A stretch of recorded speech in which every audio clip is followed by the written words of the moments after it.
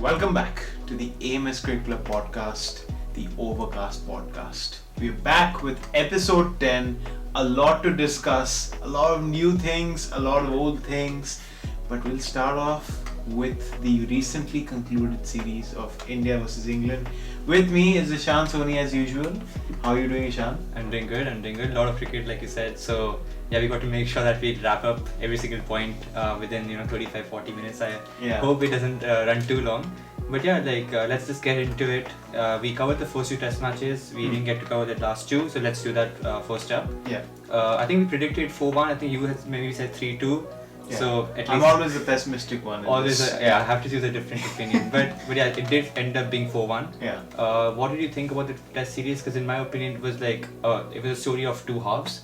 First half, there was a lot of hope for England, and I would say they still fought in the other two test matches, but I would say that India showed that they are home track bullies. Yeah. They will not let any home test series go away. So what do you think about the last two test matches?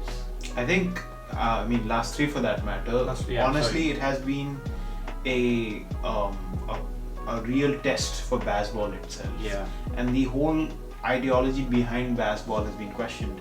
Is it playing attacking cricket? Is it just going all out cricket? And I think, of course, there's some controversial comments thrown from either end. Ben Duckett saying that we have invented baseball. But so I think you're right in the point that India really shows that coming to India and beating India is no hard feat. I think England gave India a tough fight, but that's not what the numbers will show you, especially in the last two tests. England losing the massive defeat for 434 runs in the third test, and then losing by innings in the last test. So, but what are your thoughts on what went wrong for England, or are India just too good? I think a bit of both. I think especially with the young team, if you look at India's team for the last 2 or 3 test matches, like you said, or even for the entire series for that matter, we played players like Sarfaraz Khan, players like Dhruv Jurel made their debuts, and it was just impressive to see this young batch of Indian cricketers beating a team like England, and especially when they are coming in with such a strong squad on paper, and they were performing very well, in my opinion. So against Jimmy Anderson, Mark Wood, with the class of someone like a Rehan Ahmed and the young spinners they had, Shoaib Bashir, I think it was very impressive from an Indian point of view, but I think from an English point of view, it was just a recklessness at one point. I felt, yes, baseball does work. Yes, attacking intent does work, and I'm all for a baseball sort of a culture, or going, all for it or all at it. Yeah. But some of the shots they were playing, just very reckless, just not picking the right ball to attack. Joe Root reverse sweeping, I don't even know what that was, to second slip. Yeah. Yes, if that would have gone for 4, we would have been sitting here with a different opinion, but is that the right shot to play? I don't think England went in with a more calculated approach. I think baseball should be more calculated in my opinion, because you saw Joe Root and the success he got ever since he sort of tweaked his baseball approach. He went back to his more conventional sort of style, and he got the success. He was struggling before that, and as soon as he started to guide it to third man, get a few doubles, get a few singles, that's his game. Exactly. So I don't think this whole culture should put the pressure on the player to change his game completely. There is still some space for some conventional cricket. And India showed how to play baseball. Right. It's called jam ball or J ball now, with jam ball, they showed how to play attacking cricket. You saw Yashasvi hitting a guy like Jimmy Anderson for 6s, but that's not the trademark of the innings. The trademark of the innings was the constant rotation of strike, was finding and punishing the bad balls, which there were a lot, and just constantly being at the bowler. There was, I think, Shoaib Bashir was bowling his first over. He went on 18 in his first over. Now, for a guy on his first tour to India, that was very smart cricket, because I feel like a guy like Shoaib Bashir with his visa issues also must have already felt the pressure, and coming here, despite how well he bowled, he's going off 18. So I think India have really reinvented their game without the likes of KL Rahul or a Virat Kohli for that matter, and without the likes of them, they've still defined. But I want to talk about the Indian spinners. I know it's India, it's spinners, of course, but they've been fantastic. They have. And not just the conventional Ravi Jadeja or Ravi Ashwin, it's Kuldeep Yadav that's really impressed me. What do you think has transformed ever since that kind of dark period in Kuldeep Yadav's career where he was like not really in the team to now where he's like just at it?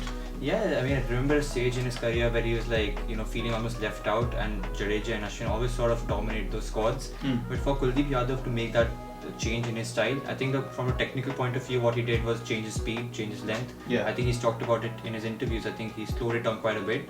Earlier, he used to like focus on bowling it quickly into the pads, into the wicket, but him having the ability to toss it up, to bowl slow, to kind of change his variations, change up his speed. I think that from a technical point of view, I think that's what he said has helped him. But yeah, just showing his class, and I think he's a bowler. He's pretty young, I think, so he has a long career in front of him. For sure. Especially with Ashwin now, with where he's at in his career, Jadeja nearing that stage as well. We need these young spinners to step up and show their experience. So great series for him. Great for Indian spinners generally, and just amazing to watch Kuldeep Yadav the way he bowled. And not only that, I feel like some of the Indian bowlers that kind of went under the radar because of the Indian batting that was superior. We'll talk about Jurel, of course, and the kind of iconic iconic youngster he is, and Jaiswal, of course. But like a guy like Akashdeep, I mean, I haven't seen such a hostile spell by an Indian fast bowler on Indian conditions. Exactly. Getting Zach Crawley out on a no ball, but constantly troubling the batsman at 140 clicks, and swinging the ball. So, what do you think? Of course, he's an RCB legend. Now Bengaluru. We'll get to RCB in a bit, but what do you think is the key aspect that India's worked on to get this much depth in their squad? Yeah, I mean, firstly, to be fair, the pitches were suited for that kind of bowling this time. It wasn't just flat, just like rank turners this time. Yeah. It did have some grass on it. It did have some head for the seamers. Yeah. We saw that with Jimmy Anderson as well, who got some movement. But for Akashdeep, a young bowler coming into the squad, I mean, we always knew that he had some red ball talent in him. The way he bowls, the sort of lengths he sort of targets. Even in IPL cricket, he bowls at sort of a back of a length, good length balls.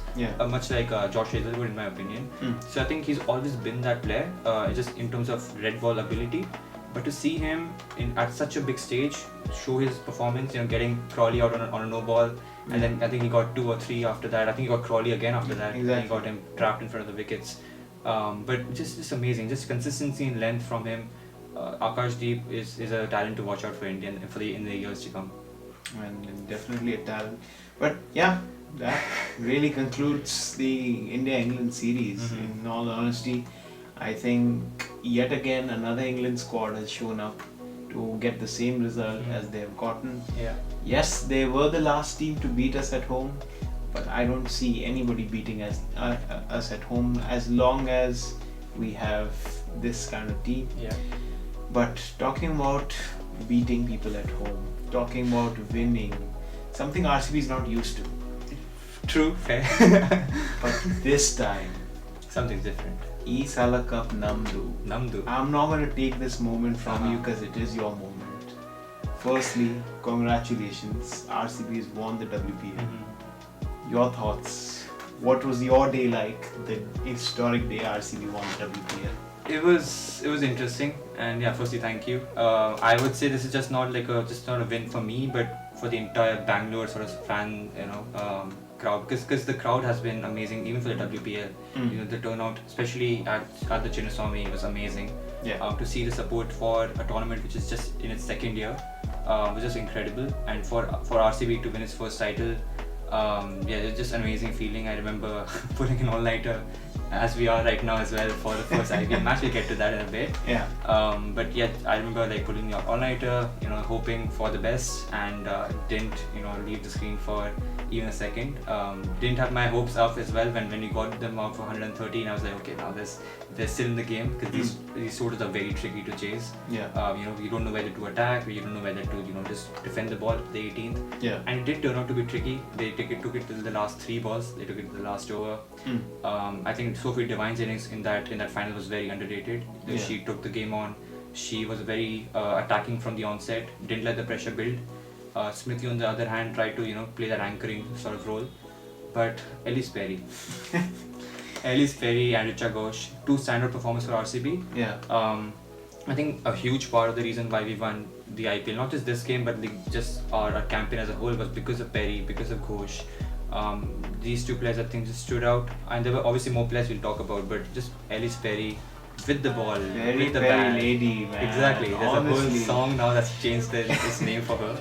But even in the field, I remember her running from mid-wicket to mid-wicket, making sure she's in the right spots. She's not a very young player, and she's had a very, very long career. But for her to still maintain this sort of passion for the game, and is incredible. I'm so lucky to have her represent RCB, and that was one of the reasons I was so surprised last year. We had one of the best teams. I think I said that to you after the auction last year was this team is unbeatable on paper, and then we went on to lose the first 5 games. But I mean, you look at the team. You look at Ellis Perry. You look at Heather Knight. You know, we had Sophie Devine, Smriti Mandhana. We had Renuka Singh Thakur. We had Megan Churd. You know, so Kate Cross, which she didn't play in that season. The fact that we had Kate Cross, she didn't play a single game in this WPL season, and still won. Shows how good we were as a squad. You know, people like Georgia Wareham stepped up. People like Sophie Molyneux stepped up. These are young Aussie players that the team management picked up. Huge credit goes to Luke Williams, a new coach who came in after a sort of a half and half season we had last year. We still did well towards the end with Sophie Devine scoring 99. I think we should have covered more of the WPL last year, but thankfully, you know, we're doing it this year. Oh, definitely. And I think it's good for women's cricket as a whole. You know, just this whole WPL as an initiative, I think it's great. Looking at the turnout, I think it's good for women's cricket. I think you mentioning RCB having that great team. It's been the story of RCB. The only reason there's so many trolls and there's so many memes is because you have the best team. And even with Ellis Perry, I see the parallels of a similar setup with the men's team. AB de Villiers kind of vibe with the Ellis Perry being, AB de Villiers played so many sports. Ellis Perry, if you were at the trivia night, also played soccer for Australia. But no, I think RCB just had a fantastic season. Of course, we had the DC versus RCB first round. Then that was kind of unfortunate. It was a very close game.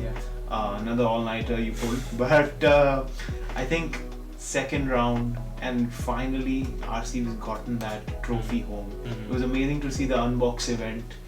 Despite me not being much of a RCB fan here, but it was good to see all the men cricketers line up to clap and applaud the women's cricketers, because it is honestly an amazing platform to grow the game.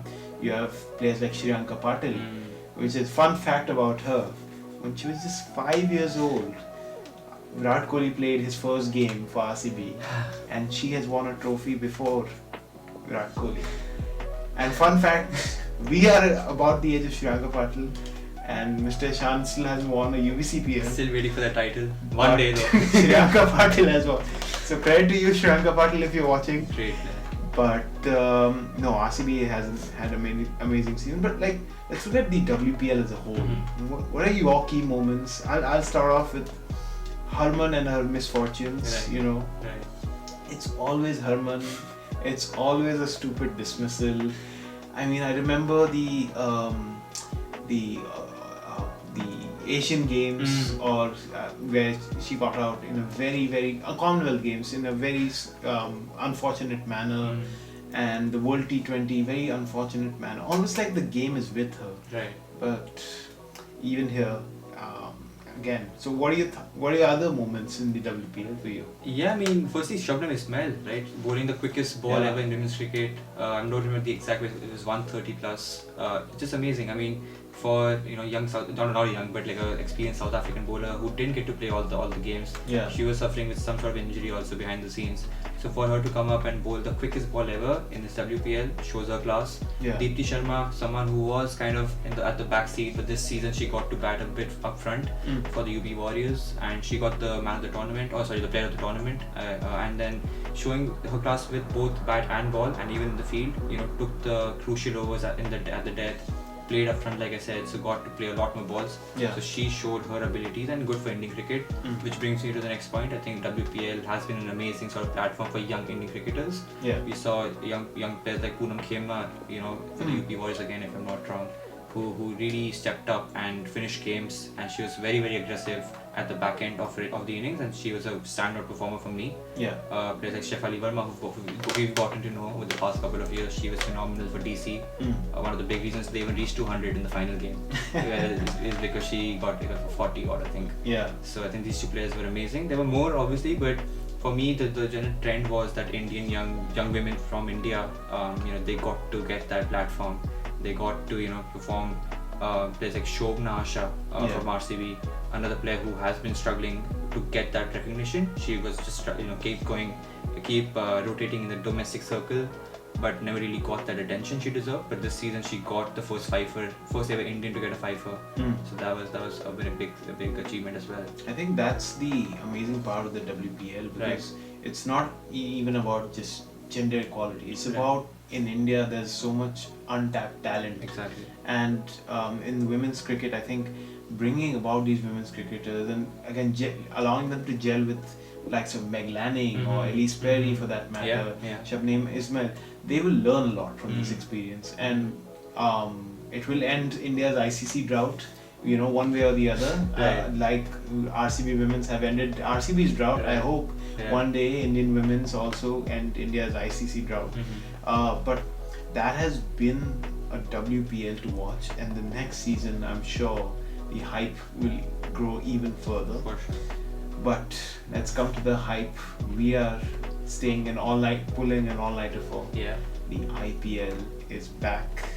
It's starting today basically, and it's CSK RCB first up. Firstly, an emotional moment for me, for you, for unfortunately Mumbai Indian fans.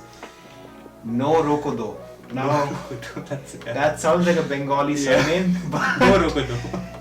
But no Rohit Sharma, no Virat Kohli, and very recently Dhoni's new role got clarified. No MS Dhoni as captain. The most experienced captain in the lot is Shreyas Iyer, which is just mind-baffling. I don't know how to feel about that.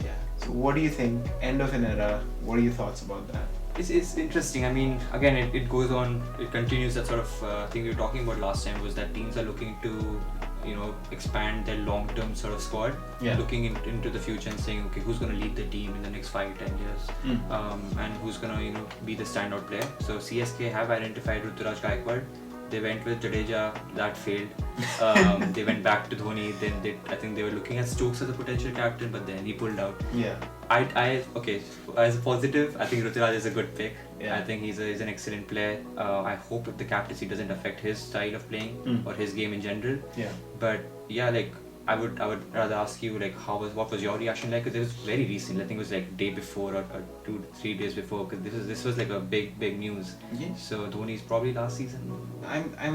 So I was of course mesmerized by Dhoni's hair. I spent 2 or 3 days just thinking about that. Right. Yeah. The locks are back. Like the lion. The lion. Yeah, and it's quite intimidating. It is. And man is built, of course. Like just hitting sixes. And there's a clip of him hitting Dwayne Bravo for sixes. I'm like, okay, good job. But anyway, but no, it's certainly a surprise, emotional moment, because MS Dhoni has been an icon. Like, he has captained in the era of his seniors. He's captained in the era of his players, his juniors, and his juniors. Right. So for that to come to an end, and 5 titles, nurtured so many players of Team India, and such a big integral part, and just to see that coming to an end is just emotional, but at the same time encouraging as well, because it gives light to newer players. It gives light to questions like, who will be the keeper of CSK now? Right. So something I do not know, something I will never know. It's probably going to keep all 14 games, and I'm going to say 40 because you're not qualifying. Because Conway pulled out, and so I don't think you have any other promising keeper. Watch Phil Allen enter our squad and destroy RCB's bowling lineup, which doesn't exist. Which reminds me, RCB, new name, new logo, new management, no bowling. No bowling. That's still the same old thing. Okay. What are your thoughts on everything new but same old? The only new thing that I'm liking about RCB this season, or at least for now, is the fact that we have a title now. So we have a title next to our name. We no longer, the only one of the 3 teams that don't have a title. Yeah. I Who know are the other 2? Irrelevant. Some Delhi team. Maybe some Punjabi team. I don't know. We'll get to that as well. But yeah, new name. We changed it to Bengaluru. Okay, so here's the thing. I like it. Okay. Simply for the fact that it's something for the fans, right? I think the fans have wanted this for so long. They've been asking for it. Fair. And I think it just respects, the Karnataka culture, the language they have. It's been Bangalore. It's sort of more of a colonial term for the city. The city's name changed long back. So it's finally time for RCB's, Karnataka fans to get what they've been asking for. Yeah. And I think it's a good time to do it. It's a new chapter, like Cody said in Kannada at the Unbox event. Yeah. He said that this is RCB's new chapter. So they have a new logo as well. The line coming out every season now is finally like fully out. And so this could be a new beginning for RCB's men's team as well. New management. Andy Flower comes in. Mo Bobat comes in. Hopefully that's also for the better. The jersey now is growing on me. I really like this. Let me stop you right there. That Harpic looking jersey, blue and red. Seriously, and then you had the blue and green also. Just made things worse. Look, are you trying to put an India-Pakistan collab in there? I think maybe that's the. What's going on? But wait, let me come back to management. I'll diss about the jersey a bit too much. Yeah. But Andy Flower, I mean, he's a great coach, great cricketer in his time. He's part of the siblings duo Grant Flower and Andy Flower. But him and Kevin Peterson had their issues in the England setup, and he's a controversial coach. And as you know, England didn't win anything. So they won the T20 World Cup in 2010. He was a coach back then. Yeah, exactly. But what do you think with Andy Flower? What different does he? What's the difference he brings in your opinion? I think he's a very successful coach. Firstly, now I'm not sure what difference he brings in comparison with someone like a Mike Hesson, who wasn't a coach but he was part of the setup, and I really liked Hesson's way of leading things. I think RCB just trying something new here, and I think Andy Flower as a coach is a very good option. He was a guy who got LSG into the qualifiers the first season they were playing, right? That was the first ever season in the IPL, and he got them there, if I'm not wrong. So I think I really like his attitude. I've seen a few videos now on YouTube that they posted. He's communicating with the players well. He's constantly making sure that he has his eyes on DK, the senior players, as well as the youngsters who've come into the team. So he's been making sure he's paying attention to all of them equally, from whatever videos I've been able to see so far. So I'm really liking the management setup this time. I think the pressure on RCB and on the coaches will be slightly less. It'll still be there, but it will be slightly less because that title sort of, the lack of titles is now kind of, fulfilled. Fair. Not fully, but kinda. So the pressure should be slightly less. So hopefully that goes for him as well. I mean, the pressure is going to be least because you have a jersey looking like that. There's no everybody. You look like a joker. Might as well play like a joke. Oh God. But coming to jerseys, right? Fun little segment I want to do. Jersey reviews, because I saw some of the jerseys out there. Yeah. And holy woof. IPL jerseys, who designs these IPL jerseys?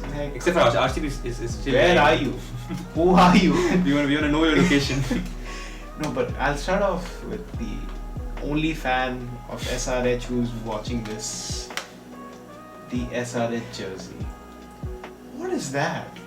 It's questionable, but again I would still say it's better than what they had in the previous season. 100%. Right? I think and that jersey got them some success in South Africa. Yeah. So they would hope that they would get some of it here. Yeah. They have a new captain, which we'll talk about in a bit. But jersey wise, it's the right step in the right direction, I would say. But questionable stuff there.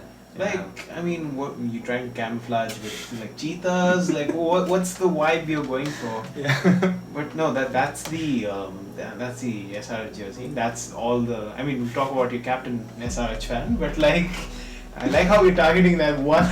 That one SRH fan. But no, apart from that, pretty stock standard with the other jerseys. Mumbai going with the classic little blue. Yeah. DC had a few changes around. I like the previous jersey better. Yeah, same. But Rishabh Pant back in the driver's seat. That's going to be interesting. That's a encouraging comeback for sure. Indian cricket and just cricket in general. Right. Good to see him back. And yeah, rest of the jet is fine. This KKR is horrible as usual, but yeah, let's move on. I mean, That's yeah, already it silences crowds because nobody's talking. Exactly. But let's talk about someone else who silences crowds. At least who wants to silence the crowd. Paddy Cummins, the man who has won everything the world knows. Mm-hmm. He's won the WTC. He's been part of the squad that won the World T20. He won the ODI World Cup against all odds. Fair. Against all odds. And he is coming into this IPL as captain. Kind of feel bad for Aiden Markram. Exactly.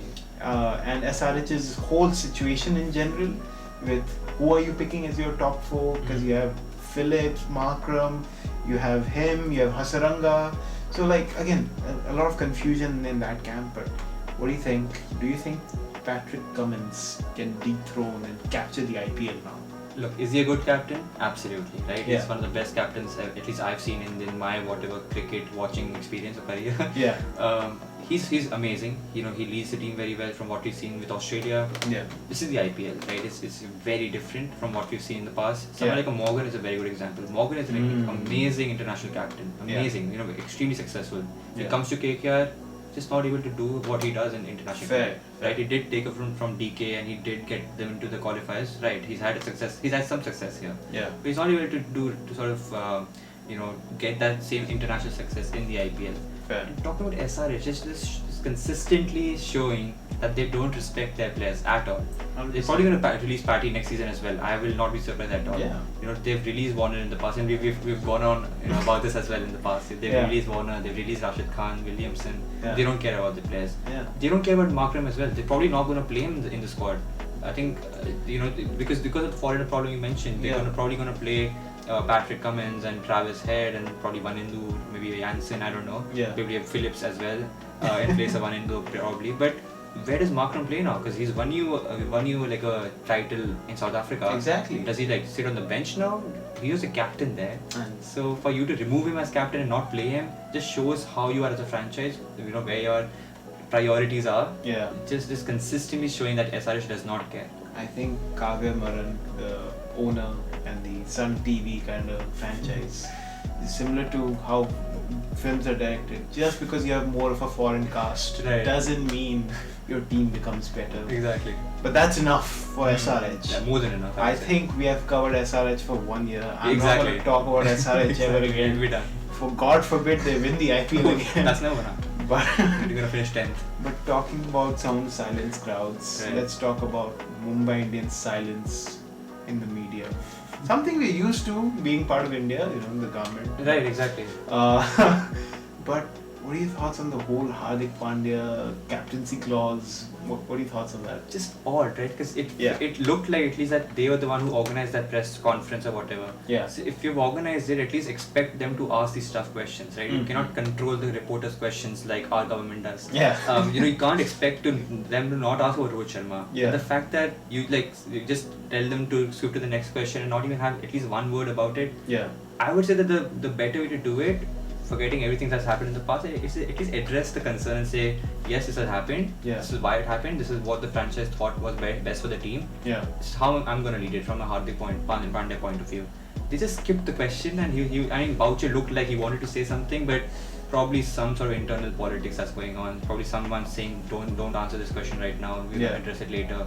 But if you're organizing a press conference, at least go in with at least one line prepared to talk about this sort of controversy. They did address it, but they just skipped questions which felt so odd. It was very awkward, honestly, and I think even the interaction between Rohit Sharma and Hardik Pandya clip came out of it. Very awkward hug. Yeah. But I again not looking much into that, No. but it's just disrespectful for a such a big player of the caliber of Rohit Sharma to be treated that way. I'm not saying Hardik Pandya is a bad player, but Rohit Sharma is the captain of the Indian team.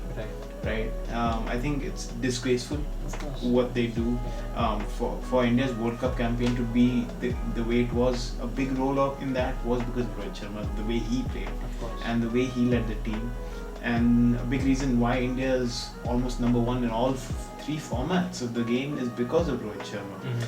So I think Mumbai Indians management need to figure out, on how to respect their players. I think in that regard, CSK and RCB can agree on something. Yeah, I was about to say, because you contrast that with CSK and the way they did that. Yeah. They've done a pretty similar thing as well. They removed Dhoni Yeah. with Rutu, but they at least let Dhoni come into the camp. Exactly. Maybe have a few conversations with Rutu, Yeah. making sure that he's ready for this. That's how you do it. That's how you approach a captaincy change. Not like just releasing. Buy another team's captain. Exactly. With captaincy's clause. So maybe there was a clause, maybe not. That's maybe, I don't know. Yeah. That's up to them to figure out. But the fact that you do it like that and have a press conference, not address it at all, it's just very, very odd. Even as an MI hater, that just felt like, okay, what's going on here? I'm not loss of words, but sweeping to the next point, I would say it's connected because MI, even though regardless of all of this drama that's happening, I would still say they're the strongest on paper. 100%. Right? I mean, we talked about this. Every single position they have a player. That team is filled with all-stars. Like honestly, that team is something. And that even after trading Cameron Green to RCB, congratulations on him, of course. I don't know how much use he is, but that team is just, again, you have the bowling, you have the batting, you have multiple positions for the batting. So I think the only problem I see with MI is, number one, the captaincy shift, how that changes the mentality in the team. Yeah. And number two, the problem of too plenty, a headache on who to select. And it's going to be a cutthroat team environment, in which a team like that might not thrive. Yes, the impact player rule does help, and I guess we'll get to see a round 2 test of how that rule is affecting this year, now that teams know how to use it better. But apart from MI, which teams do you see, looking good on paper, and what are your top 4 looking like? I mean, my top 4 predictions. I mean, one of the first team to qualify for me would be the Royal Challenge Bengaluru. Can't even say it. Yeah. It's going to be Royal Challengers Bengaluru. Yeah. Got it right. Yeah. Okay, it's the first year that we have this name, Yeah. so bear with me. So I think RCB is going to qualify. I think they're going to have a very good season with the slightly lower pressure, like I talked about. Yeah. I think GT will not qualify this year. Interesting. I think GT is going to have a pretty bad season because, again, new captain. I know he's phenomenal as a player. Yeah. But captaincy pressure with Rashid Khan coming from an injury. I know he's had a good comeback as well recently. Yeah. But yeah, I think the pressure is going to be on GT with Mohammad Shami also missing now. So GT is going to feel the pressure this time, probably not going to qualify. I expect CSK to qualify. I think Rutu will lead the way for CSK. They still have very solid batting and bowling as well. Yeah. With Devon Conway missing, but someone like Darren Mitchell. Rachin Ravindra as well. Yeah, fair. So you have talent, in your squad. Thank you. so I do see CSK qualifying. Apart from that, I mean, MI, as I said, looks strongest on paper. So I mean, it'll be contradictory if we say they don't qualify. So I do see MI qualifying. For the 4th spot, just like last time, I'm slightly, on the fence in terms of LSG. But then do Rajasthan show the game? I'm still slightly, iffy about that. Yeah. But for now, if I had to give an answer, probably say LSG because they've been consistent. And they've shown that they have good quality players. If they're able to play at Ikana well, I think they're going to have a good shot. So do you agree with me, or do you think there are other teams to watch out for? Yeah, I mean, I think I agree with RCB qualifying. Since you said CSK will qualify, I'll say RCB. Yeah. But no, RCB, CSK, obviously qualifying. I see MI qualifying because of the solid team they have. Right. And the last team I see qualifying is actually Punjab. Again. You went for Punjab last time. I'm going for them this time also because I feel like Preeti, you deserve one victory. Do they? The jersey is horrible. We didn't talk about Punjab's jersey. The jersey is horrible, so they do not deserve to win this time. But because I just feel like Punjab have a team that's constantly growing. Like a guy like Jitesh Sharma, Arshdeep Singh. Now that these players have had a few years of experience. Yeah. I mean, I see a similar thing happening in KKR camp with Rinku Singh. Mitchell Stark is back in that camp as well. Right. So I think these two teams will fight for LSG. Again, it depends how they prepare those pitches at Ikana. Exactly. If they do it well, they have a chance. Otherwise, I think the kind of team they have, they need a batting solid pitch. SRH have a fairly solid chance this time, but again, that whole foreigner problem will probably, be costful for them. Jersey doesn't help either. Jersey does not help. Yeah, no, so does not help. But that's our top 4. Yeah. Now we have a very special segment of a very iconic DC Australian fan at UBC, and we want to know his thoughts. So we'd like to invite Mr. Aryan Sharma to the podcast. Aryan, welcome back to the AMS Cricket Club podcast, the Overcast podcast. Last time you were here, your team won against all odds. This time you're here in the DC merch, looking like Poonam Yadav. And unfortunately, your team has lost. What do you feel? What are your emotions about that WPL final? Still, I mean, quite disappointed, quite gutted. You know, we played so well throughout the course of the tournament. I did not think that we would lose to RCB, a team whom we comfortably defeated. Sure. So, I thought we had the final. I thought, it was happening at Arun Jaitley Stadium. I thought the way Meg Lanning and Shefali Verma were opening the batting, and Alice Capsey taking it, Jemima Rodriguez was playing so well, but it just wasn't meant to be. And props to RCB, but just very disappointed because I think we played so well. The expectation was so high for Delhi to perform so well in the final, but unfortunately the cup wins. Yeah, I mean that's what happens. I think that's what cricket teaches you. I think, and I've been in that position for the last 6, 7, or 8 years or so. Can't relate. Of course you can't. I think this is it. So I think that was one thing I was happy about, that at least Emma is not in the final. Yeah. So it was someone new who was going to win the cup. So at least I was happy about that before the cup, before the final. Yeah. But I mean, talking about cups and finals, I think there's still a big tournament to look forward to for your team. And so, what was your reaction to the auction, to the team that you now have, with some changes like Jake Fraser-McGurk coming in? So a few changes for your team. So what do you think going into the IPL? Manish Pandey is not. He's not.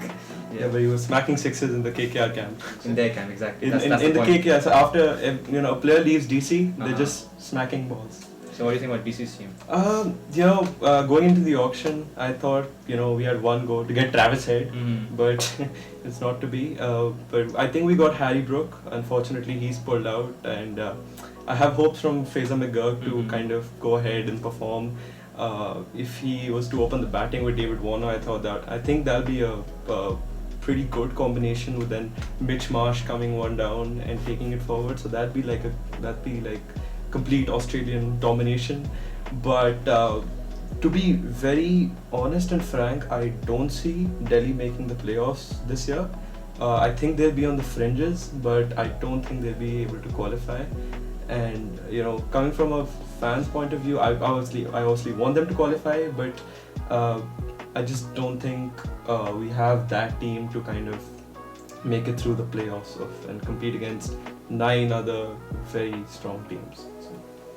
It's an interesting Very opinion. honest. Very honest. We're not used to being objective here. We're not used to being honest here. Yeah, we used to be in the delusion. Exactly. But that's an interesting way of looking at it. And I mean, at least you do better than your jersey did.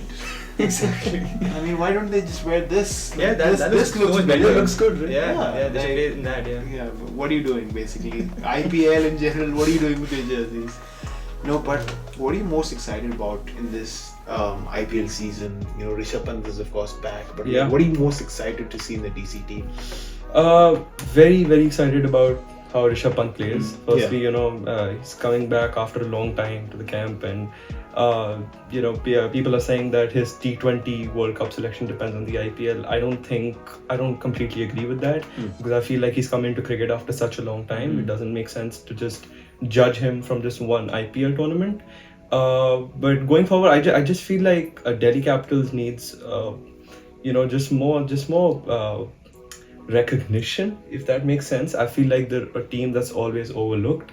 And even if I had to put like the WPL final in perspective, now that RCB has won, everybody's really happy that RCB has won their first title. But again, nobody's talking about how hard Delhi tried. But I feel like if Delhi had won the WPL final, everybody would be more on the RCB's lost kind of spectrum. And that's some disparity I don't really appreciate. But I hope that gets better with time and we get some more fans. So there are any Delhi fans out there? Reach out. Please reach out. Please comment below. DM him. We'll have one person commenting for DC, I'm sure. Yeah. That'll be my alt account. That's your own account. Yeah. Yeah. No, but thank you, Aryan. Thank you for being part of the podcast. Thank you for having me. Glad to Hope be here. DC does better than your own expectations from them. Yeah, and thank you. This is the end of the segment with Aryan. And that's the podcast. The 10th episode, E Sala Cup Namdu, comes to an end. We had a fantastic discussion. Thank you, Shan, firstly. Thank you. And thank you, everyone. Thank you for watching. If you've watched this far, you're clearly a fan. And please thank us in the comments that as a SRH fan. We talk a lot about you. Thank you to our special guest Aryan for being part of this podcast. And we hope to bring many more throughout this IPL season. Yeah. Thank you.